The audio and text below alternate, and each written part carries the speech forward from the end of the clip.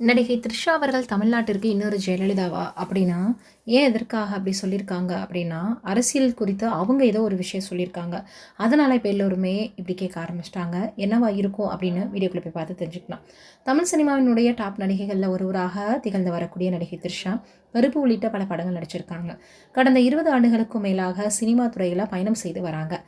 த்ரிஷா, விஜய் போன்ற விவகாரம் பெரிய அளவுல பேசப்பட்டுச்சு. சட்டமன்ற தேர்தல் வந்த உடனே த்ரிஷா விஜய் வீட்டுக்கு முதல் ஆளாக போய் வாழ்த்துனாங்க. அதே போல முதலமைச்சர் விஜயின் பதவியேற்பு நிகழ்ச்சிக்கு வருகை தந்து முதல் வரிசையில் உட்கார்ந்து பலரையும் கவனத்தையுமே ஈர்த்தாங்க. விஜய் அவர்கள் மேடையில் பேச பேச த்ரிஷா எமோஷனலாக அந்த வீடியோவும் ட்ரெண்ட் ஆச்சு. இது ஒரு பக்கம் இருக்க, திருச்சி கிழக்கு தொகுதியில் கண்டிப்பாக த்ரிஷா அவர்களை பார்த்தோன்னா விஜய் அவர்கள் களம் இறக்குவார்ன்ற பேச்சுக்கள் எழுந்துச்சு. கண்டிப்பாக த்ரிஷா தமிழ்நாட்டிற்கு இன்னொரு ஜெயலலிதா அம்மா அவர்கள் போல வருவாங்களா அப்படின்னு அடுத்து பேசி வந்துட்டு இருக்காங்க. இதெல்லாம் எந்த அளவுக்கு உண்மை அப்படின்றது தெரியல, பொறுத்திருந்து தான் பார்க்கணும். இந்த நிலையில் த்ரிஷாவினுடைய பழைய பேட்டியில் சமூக வலைதளங்களில் இப்போ அது வைரலாக பரவி வந்துட்டு இருக்கு.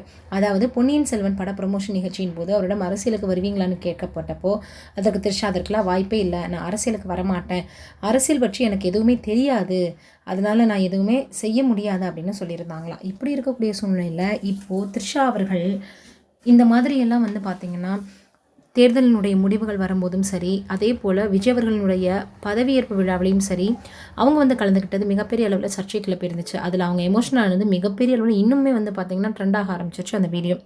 இதையெல்லாம் தாண்டி இப்போ த்ரிஷா அவர்கள் மறுபடியும் இந்த மாதிரி அரசியலுக்குள்ள விஜய் அவர்களுக்காக வருவாங்களான்னு எல்லோருமே பேசி வந்துட்டுருக்காங்க. இது எந்த அளவுக்கு பார்த்திங்கன்னா உண்மை அப்படின்றது தெரியலை.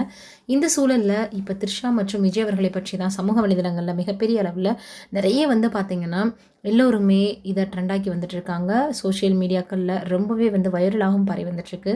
உண்மையிலேயே த்ரிஷா அவர்கள் வருவாங்களா இல்லையான்னு தெரில. அப்படி சொல்லும் பொழுது தமிழக முதல்வர் விஜய் அவர்களினுடைய தனிப்பட்ட வாழ்க்கை மிகப்பெரிய அளவில் கேள்விக்குறியாக இருக்குது. அதுக்கு காரணம் என்ன அப்படின்னா, அவங்களுடைய மனைவி ஒரு நடிகை கூட இவர் நெருக்கமாக இருக்காரு, நான் எவ்வளோ சொல்லியும் கேட்கல அப்படின்னு பேசியிருக்கக்கூடிய அந்த ஒரு விஷயம்தான். அதனால் இப்போ எல்லோரும் என்ன சொல்லி வராங்க அப்படின்னா, நிச்சயமாக இதற்கு த்ரிஷா அவர்கள் தான் காரணமாக இருப்பாங்களோ அப்படின்லாம் பேச ஆரம்பிச்சிட்டாங்க. எவ்வளோ விஷயங்கள் 2 பேரும் 5 வருடங்களாக பிரிந்து வாழ்ந்து வந்துட்டுருக்காங்க. காரணம் த்ரிஷா அவர்கள் தான். அவங்க தான் இவங்க ஒன்றா போயிருக்கக்கூடிய ஃபோட்டோக்கள் எல்லாம் அப்பப்போ வெளியிடுவாங்க, எதிர்பாராத நேரத்தில் எதையாவது வெளியிட்டு எதையாவது ஒன்று பேசிகிட்டு இருப்பாங்க அப்படின்னு சொன்னாங்க. இதையெல்லாம் தாண்டி இதற்கு போதாது அப்படின்ற மாதிரி பதவியேற்பு விழாவிலையும் முதல் இருக்கையில் உட்காந்து அவங்க எமோஷ்னலாக வேறு சில விஷயங்கள் பண்ணியிருந்தது எல்லோருக்குமே இன்னும் சந்தேகத்தை ரொம்ப அதிகப்படுத்திருச்சு. ஆனால் இன்னும் ஒரு சிலர் நல்ல தோழி, அவங்களுக்கு ஒரு ஃப்ரெண்டு இந்த மாதிரி நல்லபடியாக முன்னேறி வர்றதுக்கு எந்த ஒரு ஃபீலிங்கும் இல்லாமல் இருக்குமா, தப்பாக பேசாதீங்க அப்படின்னு சொல்லியிருக்காங்க. இந்த மாதிரிலாம் பேசக்கூடியதுக்கு முற்றுப்புள்ளி வைக்கணும்னா த்ரிஷா அவர்களோ இல்லை பார்த்தீங்கன்னா தமிழக முதல்வர் அவர்களோ இதை பற்றி ஏதாவது தெளிவான ஒரு விஷயம் விளக்கம் கொடுத்தா மட்டும்தான் எல்லோருக்குமே உண்மை என்ன அப்படின்றது புரிய வரும். உண்மையிலேயே இவங்க அரசியலுக்கு வருவாங்களா இல்லையா, நீங்கள் என்ன நினைக்கிறீங்க அப்படின்றத மறக்காமல் கமெண்ட்டில் சொல்லுங்கள்.